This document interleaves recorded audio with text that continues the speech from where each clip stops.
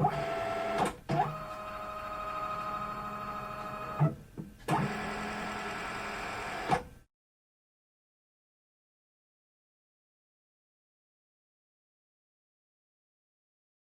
name is Averil Kurtz. I was a student at Andrews University in the 1970s, and the student missionary program was just beginning.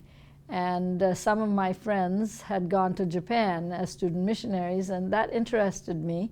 And I thought I would like to go, probably not to Japan, but somewhere where they spoke French, because I was a French major and spoke French, and thought that would be a good use of my foreign language. So I did apply, and they sent me to Senegal. I went in June, I believe, and when I got there, I found out, now I was teaching, so that's what I kind of thought I'd be doing, but when I got there, I found out that I was going to work in the dispensary, in the medical clinic. I didn't like that. I don't like all of that kind of stuff, but that was what they gave me to do. But they realized that that wasn't my skill and certainly not something I liked. So after 3 months of working there, they did say I could teach.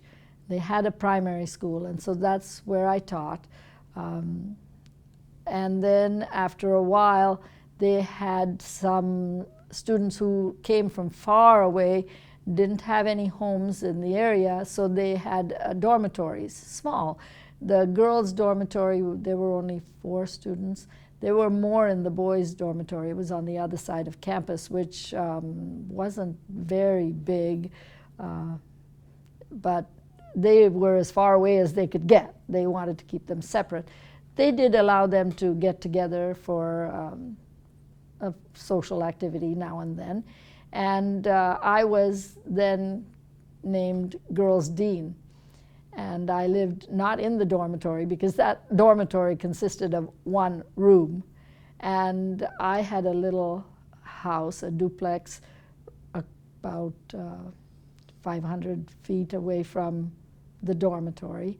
My kitchen window looked onto that, so I could see what was going on most of the time.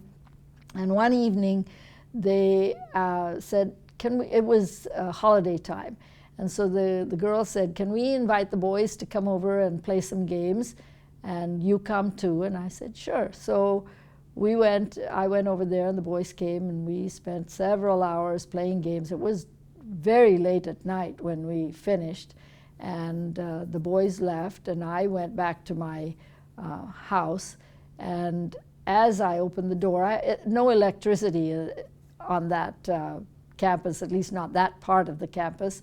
Everything was kerosene lamps and candles. And so as I opened the door, I had my kerosene lamp with me, and the first thing I saw was a snake coiled up. Snakes are just probably the worst thing that I can think of, and I let out a scream that probably woke everybody up in the village. And everybody came running, because they knew that if I was screaming, there was only one reason for it. And sure enough, the men took off in there, and the snake was pretty fast, because they finally caught it in the back of the house, and they killed it. And it was a 3-foot, 3-inch viper of some sort, very deadly. The reason it had come into my house was because I had a mother cat who had kittens, and the snake was coiled up outside the room where the kittens were, and the mother was standing in the doorway, or sitting in the doorway, protecting her babies from the snake. So I don't know, if I hadn't come at that point, whether the snake would have gotten the mother. I don't know. But anyway, I was safe. But I had asked the principal to take the planks that were outside my house, take them away, because we didn't have windows there. They left out bricks from the wall in a pattern, and that was ventilation. And I said, either take the planks away or put some screen up, because I don't want snakes to come in. And that's exactly what happened. And so I marched up to the principal's home and said, this is what happened.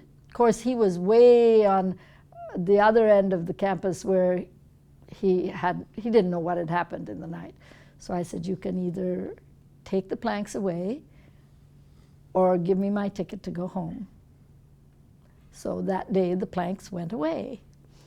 And I stayed and finished off my term there and had a very, very pleasant term as well. So I became a master guide while I was over there too. So. And got your snake on it, right? No, I'm just kidding.